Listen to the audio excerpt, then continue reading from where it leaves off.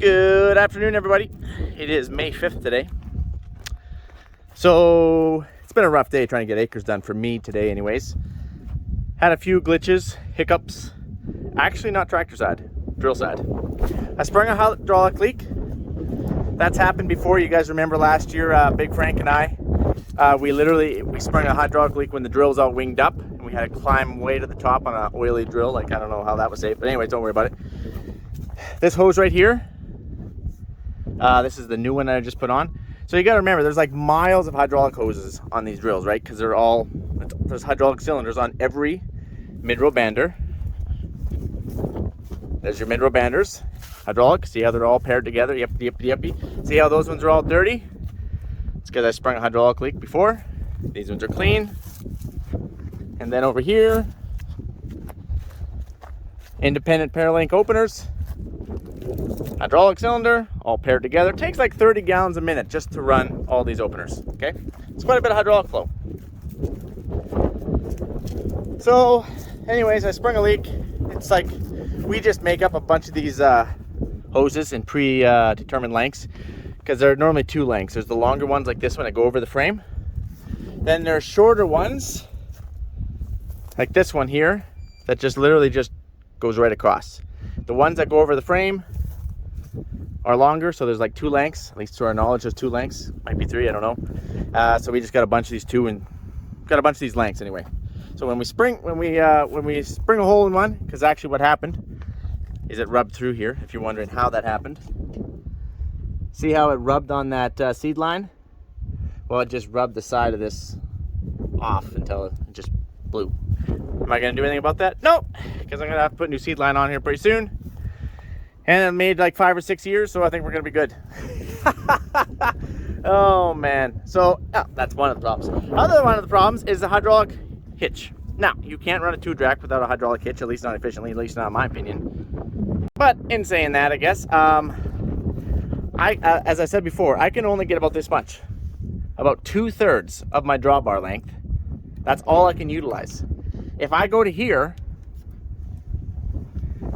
these hydraulic lines are going to come flying off, you guys, because they're not long enough. And I'm like, well, no big deal. Loosen up these bolts, pull some hydraulic line through, give myself a little bit extra, right? No, we're actually already maxed out. Look at this.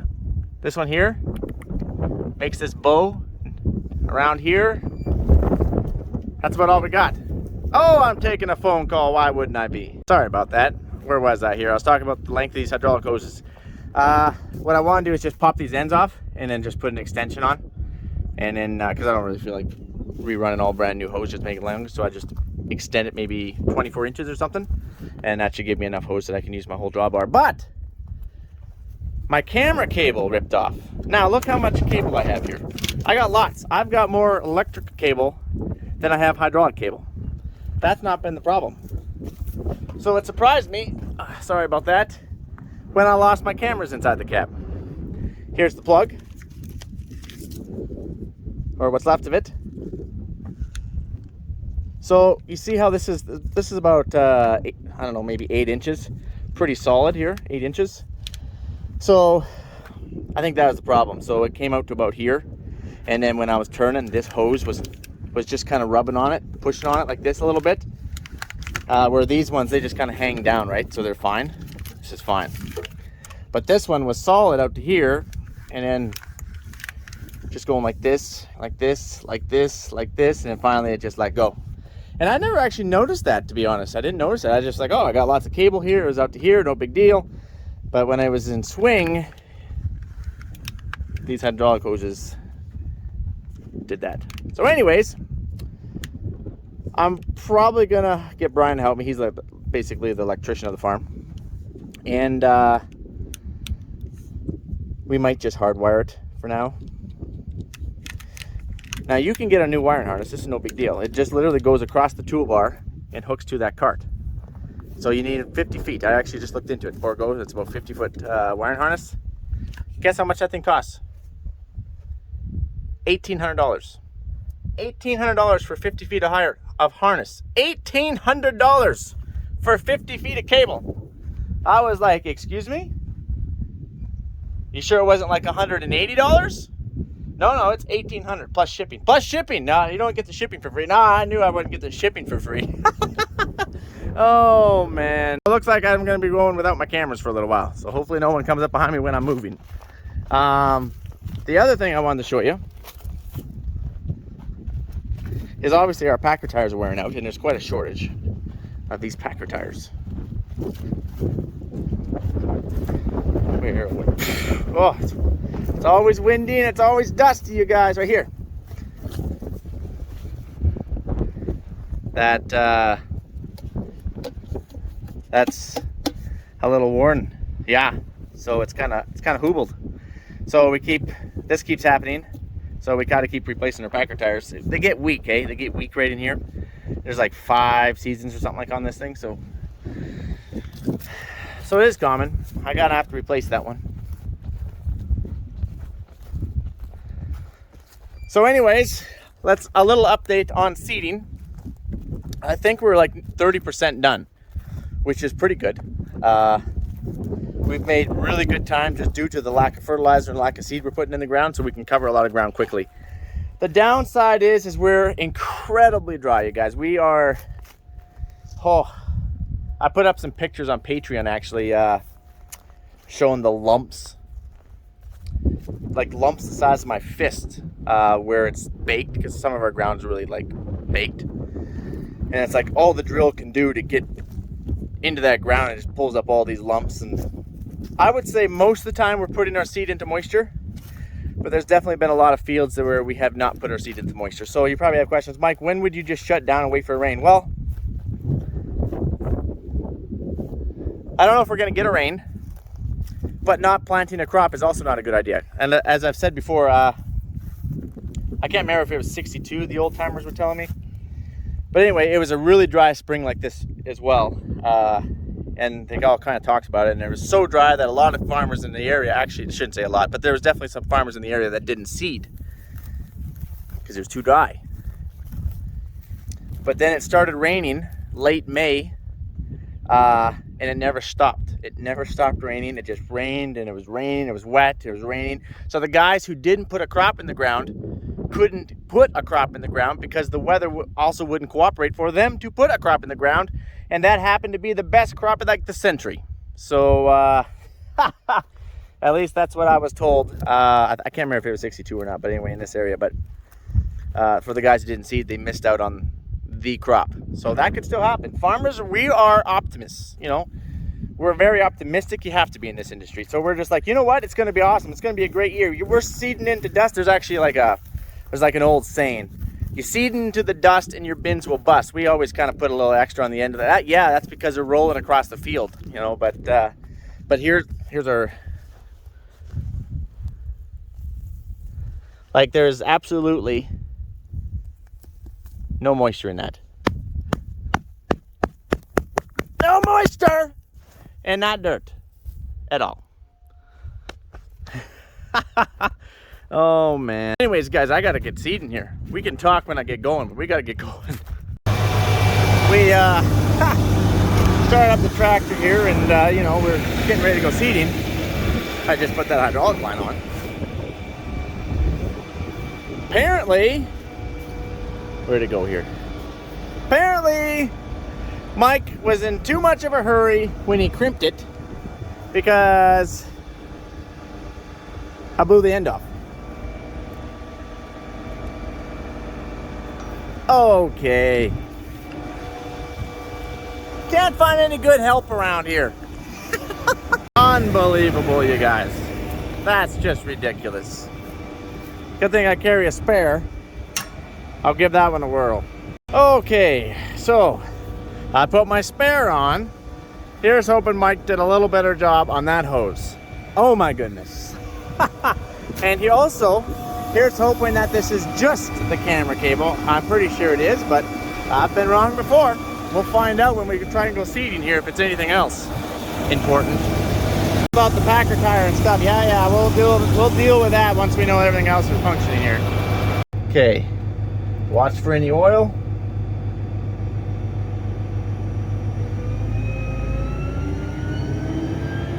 There it is. Opener's up.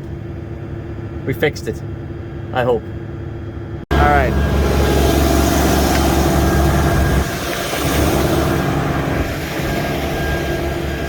Just gonna do it. So the hydraulics are all functioning right now, which means that they're on. Pressure is there. There's always a consistent pressure. They're either pressured up or they're pressured down. That's one or the other. And then both my fans are running back there. Each fan, I think, is taking around 30 gallons as well.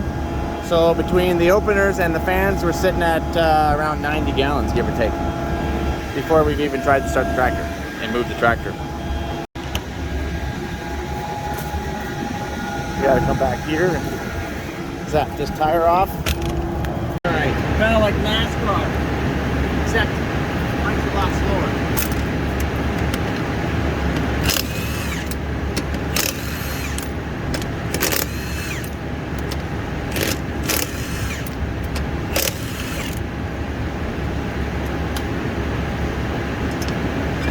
I always prefer to throw them on the ground.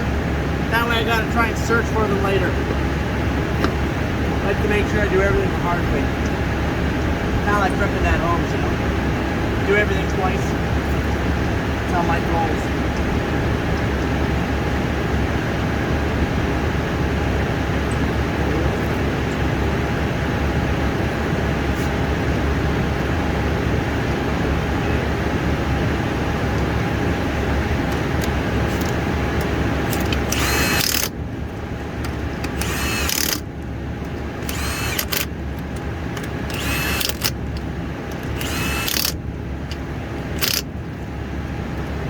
Mike, are you going to torque those things? Absolutely not. Believe me, this thing's got way too much jam. I can break that. Okay, and then this we'll throw in the back of the cart. And we're good to go.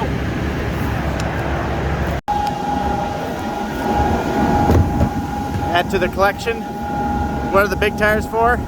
Those are spares because I rode this drill back and forth all the time. We gave it new kicks, but I do have those spares in case we do blow a tire. Okay, now that we've covered our drill in oil, and I'm incredibly dirty, I don't even want to get in the tractor. Let's get in the tractor and go seeding. All right, so I've been checking everything. Everything is green. That little button is green. Tanks are green that we want going. Everything seems to be working. Of course, we don't have any cameras and the lights that you can see inside your tanks. It is nice, but it is just a luxury feature, I guess. I can go the old-fashioned way by, you know, knowing how many acres I can still do. So I got like another, I want to say I can do another 160 acres, something like that on this cart. And there is alarms inside the tank that are more go that have nothing to do with that harness that I broke off, which is your camera. It will alert me if that tank runs empty. Woo! I am sweating like a stuffed pig in here. And that's not a comforting thought, I know. I apologize about that.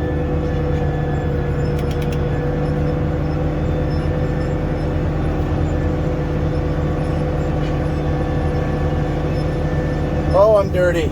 Oh man, I'm getting this tractor dirty, guys. This tractor doesn't come with a carpet, so there's no taking your shoes off. I only take my shoes off if it has a carpet. The 1050 had carpets, but the 2 tracks don't. Everything is working. I'm happy.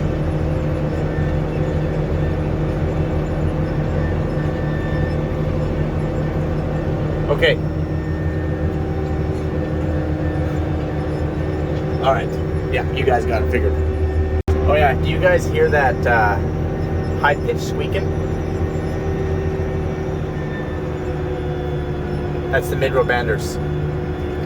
So I thought this, you know, actually I think this tractor does have a bit of a hydraulic whine somewhere, I don't know where.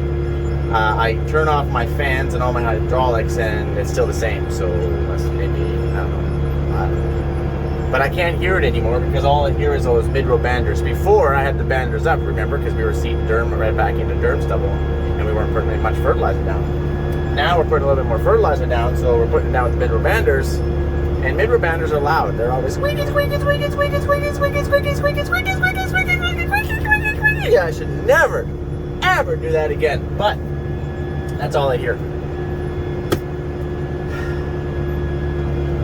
I need to take a nap. So you guys are probably wondering about, Mike, talk about breakdowns for a minute. Is it common to have breakdowns? Is it common to blow those hydraulic lines back there?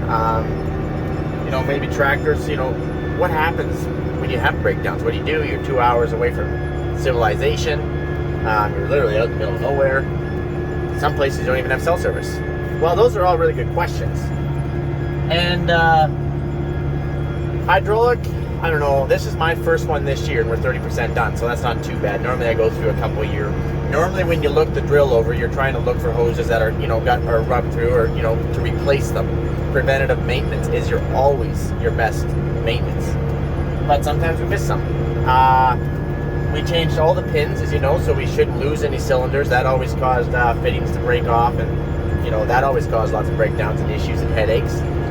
We also changed all the packer bearings, remember last winter, so that way that wouldn't be a problem. We changed our mainframe bearings, so that won't be a problem. We put new good back tires on them, and I actually put new floater tires. Remember up at the North Farm last year we did all that, so that tires shouldn't be a problem. We put new hose on, even though sometimes we think that we can kind of make it through the year. It's best just to change it all out because you don't want downtime. No farmer can handle downtime, okay? Now electronics, you know, that's stuff that we can't really, you know, do anything about. You know, if you're going to get an air code or a def code, there's nothing you can really do about that, right? That's just kind of frustrating. You know, the mechanical side of things, yes, you can try and, you know, look it over really well. But talking about the other drills, I think Emily's had a couple hoses go on hers, and maybe Terry had one. Jared, I don't think's had one yet. Brian, I don't think's had one yet. So, and then all of it, like obviously those meter augers, you know, that meters out all your fertilizer and all your seed. Normally I change those bearings every year. Last year I didn't, so that way, because you're just trying to, it's so much easier in July or whenever it might be, just to put in some new $50 bearings and you're messing around for the day to do it, versus thinking, oh yeah, I can get another year out of that, and then your bearing seize up, you have a full card on, you got to call a semi out to offload you to get you empty so that we can pull all the augers out, put new bearings on. Then you're going to blow a whole day that you could have been seeding. I got to turn. And then the other thing that you can do is have lots of stock on hand. We're out in the middle of nowhere, like I said before. You can't just run the town and go grab another part. So we have enough parts on hand to just about rebuild one of these things. We've got packer bearings, we've got wheel bearings, we've got clutches, we've got wiring harnesses even. We've got sensors, we've got pins, we've got, yeah, you name it, we've got it. And we've got boots, we've got tips, we've got whole opener assemblies, we've got whole mid-row banders assemblies, like you name it, and we have spare cylinders. We had we can just about rebuild the whole Borgo drill. That's the stock we have on hand because we need the stock. So we actually, you know, we don't normally go for parts too often unless it's to restock our stock. And we even had a neighbor call who was like, hey, do you guys have this? Because I just called the dealer and they're sold out. And we're like, yeah, we have it, just come over and grab it. So, you know, we can help each other out. And sometimes we don't have it. We can have all the stock in the world, and in that one part that you really need, we don't have it either. So if the dealer doesn't have it, we'll call our neighbors. You're like, hey, you don't happen to have this part kicking around, do you? Yeah, we do. Awesome. We just come over again. So that's what farmers do. We're always trying to help each other out. At the end of the day, we're neighbors, and that's super important. And then obviously, if you have issues with your tractor, then you're gonna have to call your dealer, and then you're gonna wait 2 hours for them to come down, and then they'll be like, yep, you need this part. We'll get one ordered for you. No, it's not always like that, but sometimes it is. Hopefully you can, you know, narrow down what you need so they can bring the part and install it. Oh man, such is life. And back to the dryness of the conditions. Visibility isn't always good, especially at night. Well, Mike, why don't you go a different direction? Because the minute you go a different direction, the wind is going to change. It's just like when you're sitting around a campfire. Like, I can do a lot of things right. It takes skills to be able to sit at a campfire and the smoke to blow at you. So then you get up and then you move around and sit on the other side. 2 minutes later, the smoke is blowing at you. Like, that takes skills to be able to do that. Oh, let's go into the tractor here for a second. So it says the air filter clogging is at 0. So technically that's awesome, right? that tells you that your air filter has 0% dust. 0. Well, that sensor is obviously faulty because I have I can't tell because of the dust on my dash. I know, it's just ridiculous because this is what we're working with. So it's like your tractor gets covered with dust and you have to run outside, and as soon as you crack the door, dust comes in and just falls inside your tractor cab. And I'm like, come on! But anyways, we have 146 hours on this thing, and I think it came with 20, so say we put 120 hours on. In very dusty conditions. And 0%? 0%? I think not. That is definitely a faulty sensor. Otherwise, the tractor's been working pretty good. Obviously, the air filter is way better than the 1050 because we'd have to blow the 10. Like last year, we were blowing that 1050. It was still dry seating. Not this dry, but it was still dry seating. And we were blowing that filter out every couple days. And we've been going for like 10 days. And I still haven't blown it out. Of course, I don't know how busy, I don't know how full it is, but you know, I guess it is what it is. And then the other thing is my door handle.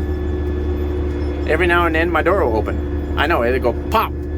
So I think I need some serious adjusting in there. But then I saw a bunch of filings and shavings on the floor, so I'm like, oh, I think we need a new door handle. So we got a new door handle on order and a sensor. And then, but other than that, it's been working pretty good. So I have a few videos on the to-do list that I want to get done for you guys. One is Brian and I are hoping we're going to swap tractors. We were hoping to do it today and then mess around. So hopefully we can get there tomorrow and swap tractors. He'll hop in this one. I'll go hop in his 4-track. And then, of course, you know, I'm going to, maybe while he's running this one, I can do some videoing of it while he's, you know, seating. Maybe I can do some frame walking, some drill walking. You know, Mike likes to do that. So stay tuned, guys. You guys have something good. We're only 30%. We still got lots of seating to go. Adios.